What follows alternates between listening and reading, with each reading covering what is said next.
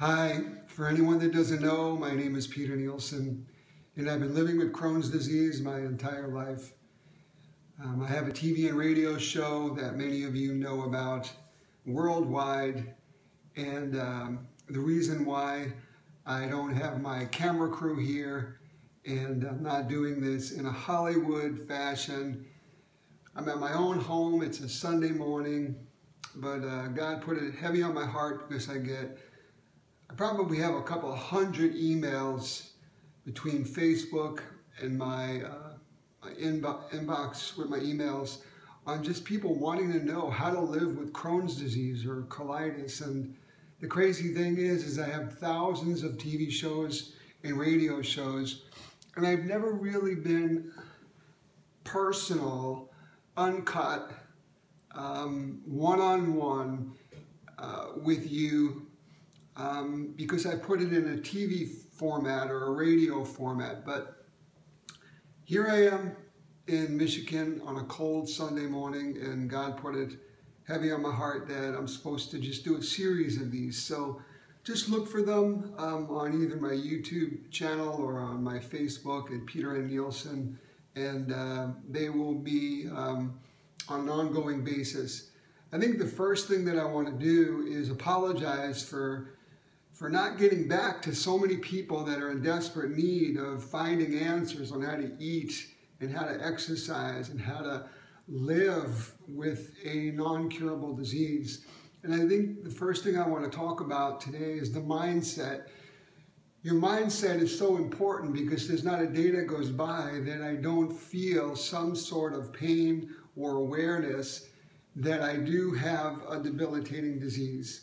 And one of the things that you need to know is that you need to be positive and you need to have that glass half full at all times. So being positive and to have a good support system, to have a good GI doctor, have a good general practitioner, have great friends, have great loved ones that understands what the disease is.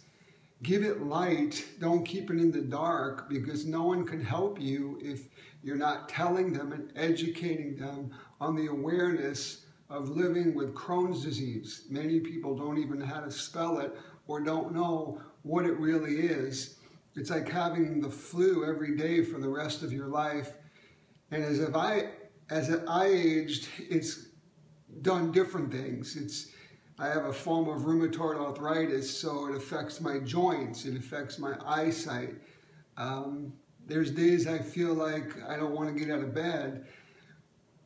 But that mindset, your spirit, the belief system that I have, the hope that I live with, that's been my part of my reason that I'm here, my purpose, is that tomorrow is going to be better, because today is pretty much, it's terrible when you're living with Crohn's disease. So having a positive mindset is number one. Number two is making sure that you identify what's going on and where it is, and make sure that you get a few different opinions from your doctors. And if you don't like the bedside manner of one doctor, go to another doctor. We all bleed the same color red, and we all put our pants on the same way. No one is better than the next person in the sense of we're all equal. So you need to live your own life and be the CEO of your body and listen to it, and also allow the people that are going to be on your A team to really understand how you want to live your life, so that it will determine what you eat, the foods that you bring into your house, the medication that you're going to take or decide not to take. So the mindset is very, very important. I want to also just touch on, people will ask me all the time, how have I won 50 bodybuilding titles living with Crohn's disease? And I think that nutrition, I remember being on the Regis Philbin show going back a decade or two ago, and they thought I was crazy talking about, you know, the importance of eating clean and the importance of taking probiotics or making sure that you stay away from certain foods, and they're saying, you know, that has nothing to do with it. Well, if a person is healthy, what you put in your mouth has probably 60% on how you look and how you feel, has everything to do with what you eat. So the food becomes your fuel. And living with Crohn's disease or colitis, it's like certain foods our body looks at as like foreign objects because it's an autoimmune disease. So our autoimmune, my autoimmune, your autoimmune system, if you're living with inflammatory bowel disease, it runs amok. Sometimes it's too good, and that's why they tried to prescribe autoimmune suppressant drugs or antibiotics or anti-inflammatory aids. And it's so critical to understand that food that fuels and nourishes your body, we need to live on an anti-inflammatory eating regimen. Certain foods like alcohol or dairy products, in my opinion, or artery clogging fat, saturated fat, are irritants. Too much caffeine are irritants. We need to live with foods that are anti-inflammatory agents, such as natural herbs that you would cook with rosemary, turmeric, ginger, green tea, olive oil, omega-3 essential fatty acids coming from those oils are all naturally going to be COX-2 inhibitors and bring down the inflammation. So food could work for you or against you. I try to stay away from fried foods and foods that are highly processed, and I haven't had red meat. I stayed away from red meat for 25 years. I have a lactose intolerance to dairy products. Dairy products by itself creates mucus in the body. It's not me saying it, it's medical science saying it. So I have stayed away from those things. I also overcook some of my vegetables because too much hard fiber for me could bring me and put me in the hospital. The average person only has 12 grams of fiber a day. We as a country should have 25 to 30 grams of fiber a day. But if I have certain fiber that's got shells on them, or if I eat certain fruits that the skin is very coarse and a lot of the antioxidant properties are in the skin. For example, the anthocyanins are in the red skin of an apple. For me, that could put me in the hospital because it just irritates me and it gets hung up. So especially if you have scarring or narrowing, you need to make sure you eat very clean.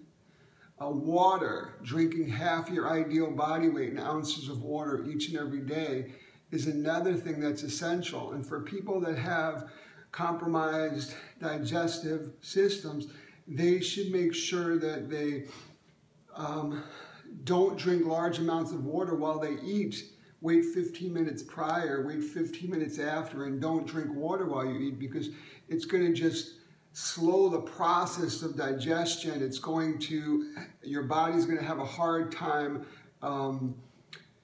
breaking those foods down and absorbing them into the system when you already have inflammation or your body already has a hard time breaking down foods. So these are little tips that I call news you could use. And it breaks my heart because so many times we live in the richest country in the world, and sometimes we'll go, and most of my friends are doctors, but doctors have never gone to school for nutrition, a lot of them, and will just give pharmaceutical drugs to patients, and certain pharmaceutical drugs have saved my life. And I am not dogging or downing or throwing any company or any category under the bus. What I'm just saying is that we live in such a wonderful country and knowledge is power. Before you start taking just this very strong arsenal of pharmaceutical drugs that come with a whole bag of other side effects and precautions. For every purchase in life, there's a cost. So before you go down that road, try to make sure you cross your T's and dot your I's at the breakfast, lunch, and dinner table. Try to listen to your doctor and your nutritionist on how you should be eating clean. It's so very important. Probiotics, you hear me talk about it all the time, and digestive enzymes. Probiotics are the good bacteria fighting the bad guys. People that have compromised digestive tracts like myself or you need to make sure you have all the help you can naturally by having good bacteria fight the bad bacteria. And digestive enzymes are basically enzymes that are helping break down the proteins and the carbohydrates so that it's not making your body always be in fifth gear. It's helping aid the digestion process so that you don't get heartburn or you don't end up going to the bathroom and not utilizing any of the nutrients. I wanted to just touch on these things, and I'll be talking about the importance of exercise in my next series of living with Crohn's disease, but this is the first one, and again, I just want to, from the bottom of my heart, say that I feel so blessed on what God has entrusted me with, these huge platforms of being on television worldwide and on radio throughout this country. I love what I do with a passion after having 2 near-death experiences with Crohn's, and then, you know, just putting my trust and my faith and seeing on how my life has just catapulted to the next level. I have such gratitude on how when I get up in the morning, I don't take one day for granted. And because I'm passionate about what I do, which is serving and helping people like you, I'm living with a purpose. So the disease that I wouldn't wish a dog to go through, I feel has been used in my life to help others. And hopefully the news that I give you could use in your everyday life when you're dealing with something. But I'm just going to say something that you need to get your hope back. The common denominator of most people giving up is that they lose belief in themselves. They're tired of being tired and they lose hope. And once you lose hope, in my world, you're dead on arrival. So just, you know, dig deep. Find your reasons why to get up in the morning, no matter how this disease is trying to take you out, psychologically trying to just whoop you. It's a lie. And you can live a grand life because I love my life. And I love it because I appreciate every day, like today, that I could get up and I could go out and I could enjoy the day without living in the hospital or in pain. So for all of you that have emailed me, that have reached out to me, you have affected me.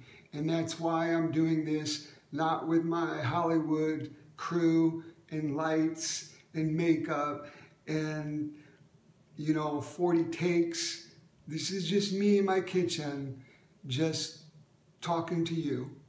And this will be just one of many on living with Crohn's disease with Peter Nielsen.